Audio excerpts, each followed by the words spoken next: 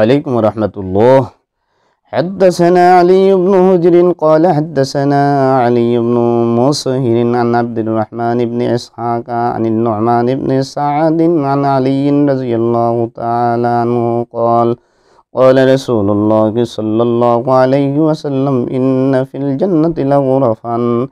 হযরত আলী রাদিয়াল্লাহু তাআলা আনহু থেকে বর্ণিত, রাসূল করিম সাল্লাল্লাহু আলাইহি সাল্লাম তিনি বলেন, রাসূল করিম সাল্লাল্লাহু আলাইহি সাল্লাম ইরশাদ করেছেন, ইন্না ফিল জান্নাতি লাগুরাফান, নিশ্চিতভাবে নিঃসন্দেহে জান্নাতে এমন প্রাসাদের ব্যবস্থা মহান আল্লাহ রাব্বুল আলামিন রেখেছেন, ইউরা যুহুরুহা মিন বুতুনিহা ওয়া বুতুনুহা মিন যুহুরিহা।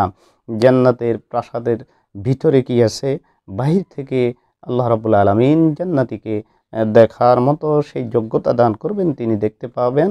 এবং তার বাহির থেকে ভিতরে যেরকম দেখা যাবে, ভিতর থেকেও বাহিরেও আল্লাহ রাব্বুল আলামিন জান্নাতীকে জান্নাতের এই নাজ ও নেয়ামত ভিতরগত অবস্থা দেখার যোগ্যতা দান করবেন। যেরকম আমরা এখন সিসি ক্যামেরা যেটা আছে, এটার মাধ্যমে আমরা বহু দূরে থাকলেও আমাদের বাড়ির পরিবেশ দেখতে পারি। এরকম জান্নাতেরাও সে ওই অবস্থায় জান্নাত থেকে বাহিরে ভিতরে সব কিছু দেখতে পাবে ইনশাআল্লাহ। ওয়াকামা ইলাইহি আরাবিয়ুন, এক গ্রাম্য বেদুইন ব্যক্তি উঠে দাঁড়িয়ে জিজ্ঞেস করলো, ইয়া রাসূলুল্লাহ। ফাকাল লিমান ইয়া রাসূলুল্লাহ, হে আল্লাহ রাসূল সাল্লাল্লাহু আলাইহি সাল্লাম, এরকম চমৎকার চমকপ্রদ জান্নাত আল্লাহ রাব্বুল আলামিন কাদেরকে দান করবেন? রাসূলুল্লাহ সাল্লাল্লাহু আলাইহি সাল্লাম এই জান্নাত কারা পাবেন? এই মর্মে রাসূল করিম সাল্লাল্লাহু আলাইহি সাল্লাম হাদিস শরীফের ভিতরে 3টি শর্ত উল্লেখ করেছেন। সেটি হচ্ছে, রাসূল নিজেই বলতেছেন, হিয়া লিমান আতাবাল কালাম, যেই ব্যক্তি চমৎকার সুন্দর কথা অন্য মানুষের সাথে বলে, কথার মাধ্যমে কাউকে কষ্ট না দেয়, সুন্দর বাচনভঙ্গির মাধ্যমে মনকষ্টকর কোনো কথা না বলে,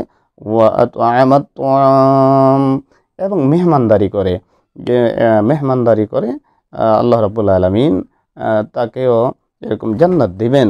ওয়াদামা সিয়াম, এবং সব সময় নফল রোজা রাখার চেষ্টা করে, হতে পারে চেষ্টা করে অথবা রাখে।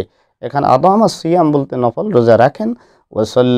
ওয়াসাল্লালিল্লাহি বিল্লাইলি ওয়ান নাসু নিয়াম, যখন মানুষ ঘুমিয়ে যায়, রাতের গভীরে উঠে সেই গোলাম জান্নাত পাওয়ার জন্য আল্লাহ পাকের কদমে সেজদা দেওয়ার জন্য তাহাজ্জুদের নামাজে দাঁড়িয়ে যায়। 4টি শর্তের আলোকে মহান আল্লাহ রাব্বুল আলামিন জান্নাতি ব্যক্তিকে এমন জান্নাত দিবেন যে তার জান্নাতের বাহিরেও, প্রাসাদের বাহিরেও থেকেও ভিতরগত অবস্থা আল্লাহ রাব্বুল আলামিন তাকে দেখার যোগ্যতা দান করবেন। এই 4টি শর্তের ভিতরে 1 নম্বর শর্ত হচ্ছে চমৎকার এবং খুব ভালো কথা মানুষের সাথে বলা, কষ্টদায়ক কথা থেকে বিরত থাকা। 2 নম্বর হচ্ছে মেহমানদারি করা। 3 নম্বর হচ্ছে ধারাবাহিকভাবে নফল রোজা রাখা অথবা নফল রোজা রাখার চেষ্টা করা। 4 নম্বর হচ্ছে তাহাজ্জুদের নামাজ পড়া।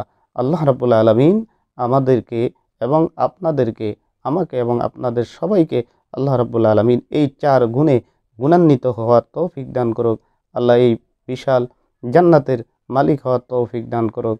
এই হাদিসটি ইমামে তিরমিজি রাহিমাহুল্লাহ তিরমিজি মধ্যে উল্লেখ করেছেন আবওয়াবু সিফাতি আহলিল জান্নাহ অধ্যায়ের ভিতরে।